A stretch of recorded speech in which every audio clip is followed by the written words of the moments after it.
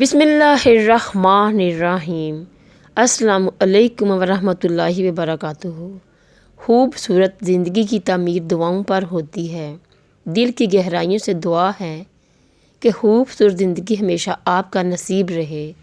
خدا آپ کو ہر مشکل پریشانی سے محفوظ رکھے اور سدا آسانیاں عطا فرمائے، آمین۔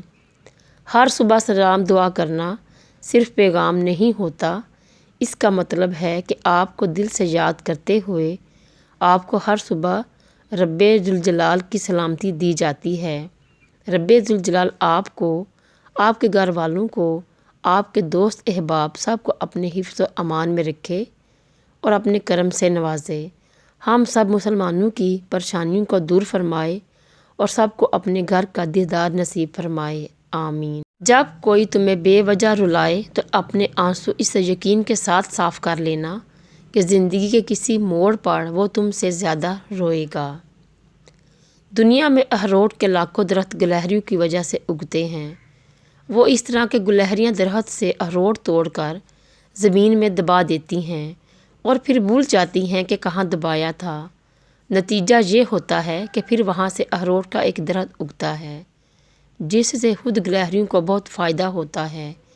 بالکل اسی طرح انسان کو نیکی کر کے بھول جانا چاہیے، نتیجہ خود بخود ظاہر ہو جائے گا۔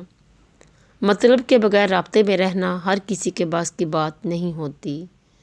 ہم سے حسد کرنے والے بھی کمال کرتے ہیں، محفلیں اپنی سجاتے ہیں، تذکرہ ہمارا کرتے ہیں۔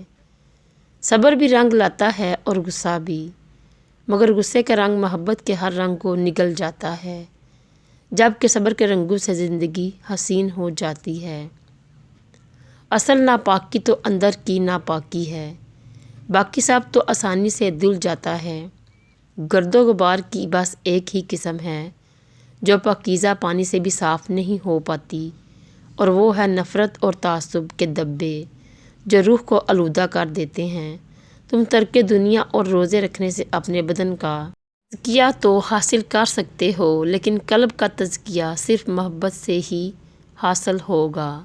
درد مند بنے عقل مند تو بہت مل جاتے ہیں۔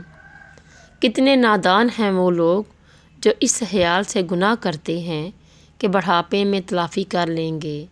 بلا ٹیڑے درخت کو کون سیدھا کر سکتا ہے؟ دنیا کے لیے اتنی محنت کرو جتنا تمہیں یہاں رہنا ہے، اور آخرت کے لیے اتنی ہی محنت کرو جتنا تمہیں وہاں رہنا ہے۔ اللہ نگہبان۔